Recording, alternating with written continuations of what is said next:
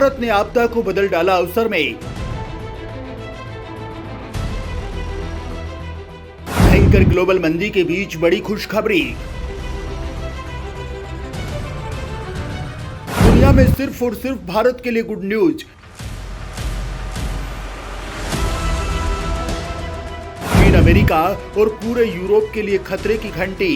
दोस्तों, कुछ समय पहले अमेरिका ने एक रिपोर्ट जारी की थी जिसमें दुनिया को भयंकर ग्लोबल मंदी के खतरे को लेकर बताया गया था, जिसमें दुनिया का हर एक देश तबाह होने वाला था, लेकिन सिर्फ एक देश को छोड़कर, और वो देश है भारत। जी हाँ, चीन से लेकर अमेरिका और पूरा यूरोप और अन्य पश्चिमी देश भी भयंकर खतरे की चपेट में आने वाले हैं, लेकिन भारत के लिए खतरा तो छोड़िए, उल्टा भयंकर फायदा होने वाला है। जी हाँ, भारत जिस रणनीति के तहत काम कर रहा है, जिस सोच को लेकर भारत आगे बढ़ रहा है, जिसके कारण हाल ही में बताया गया था कि भारत ने ग्रोथ रेट के कई मामलों में चीन से लेकर अमेरिका तक को पीछे छोड़ दिया।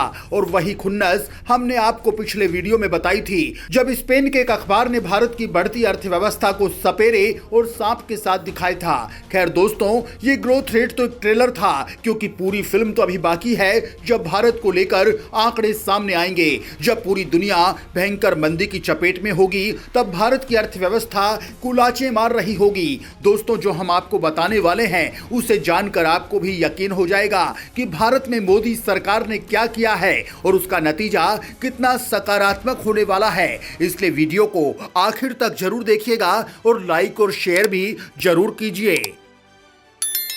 ग्लोबल मंदी के बीच भारत को बड़ा फायदा, तेल के खेल में पहले से ही दिखने लगी झलक।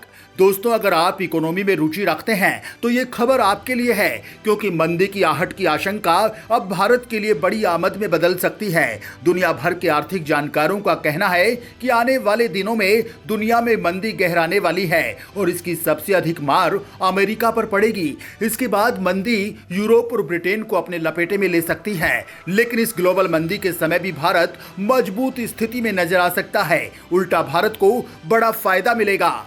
दोस्तों, अंतर्राष्ट्रीय मुद्रा कोष यानी IMF ने हाल ही में अपनी रिपोर्ट में कहा था कि दूसरे देशों की तुलना में भारत बेहतर स्थिति में है। वहीं भारत को वैश्विक मंदी से अच्छा खासा फायदा हो सकता है।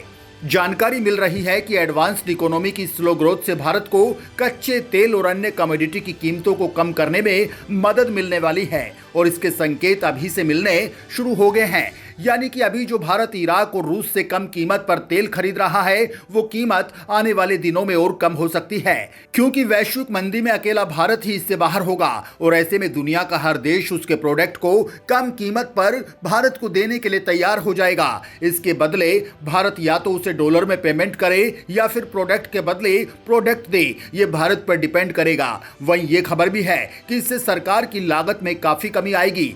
पश्चिम में मंदी से कमोडिटी और तेल की कीमतें कम हो सकती हैं, यानी आने वाले दिनों में पेट्रोल डीजल की कीमतें कम हो सकती हैं बड़े लेवल पर। और सिर्फ तेल ही नहीं, अगर वैश्विक अर्थव्यवस्थाएं विकास के मोर्चे पर संघर्ष करती हैं तो भारत के लिए कच्चे तेल के साथ साथ उर्वरकों की कीमतें भी घटेंगी। वहीं अब आप ये भी जान लीजिए कि कच्चे तेल को लेकर अभी से कैसे भारत को खुशखबरियां मिलना शुरू हो गई। ये हम आपको आंकड़ों की मदद से बताते हैं। कच्चे तेल को लेकर भारत को मिली गुड न्यूज। दरअसल शुक्रवार को क्रूड ऑयल की कीमतों में 3% की गिरावट दर्ज की गई। मंदी का डर और चीन में फिर से कोविड प्रतिबंधों में इजाफों की वजह से डिमांड प्रभावित हुई है।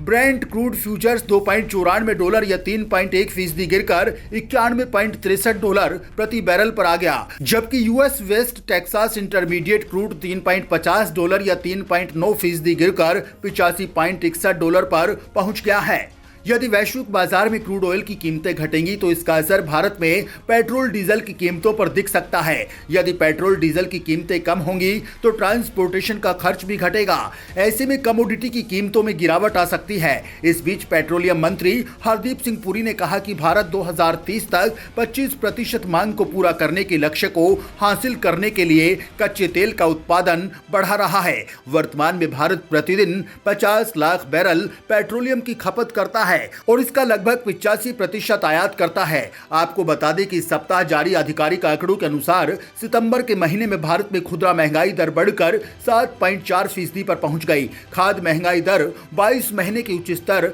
8.6% पर पहुंच गई। सब्जियों और फलों के महंगे होने का मुख्य कारण अनियमित बारिश को बताया जा रहा है। सितंबर महीने के आखिरी में रिजर्व बैंक ने रेपो रेट में 0.50% की बढ़ोतरी की थी। दोस्तों, वीडियो के आखिर में हम ये भी जान लेते हैं कि आखिर ये मंदी कब और कैसे आती है। दरअसल जब किसी भी देश के सकल घरेलू उत्पाद में लगातार 6 महीने यानी 2 तिमाही तक गिरावट आती है तो इसे अर्थशास्त्र में आर्थिक मंदी कहा जाता है। वहीं यदि लगातार 2 तिमाही के दौरान किसी देश की जीडीपी में 10% से ज्यादा की गिरावट आती है तो उसे डिप्रेशन कहा जाता है, जो भयावह होता है। आर्थिक मंदी जब भी आती है जनजीवन पर व्यापक असर छोड़ जाती है। इससे जीडीपी का साइज घट जाता है क्योंकि रोजमर्रा की चीजें महंगी हो जाती हैं और लोगों के खर्चे बढ़ जाते हैं।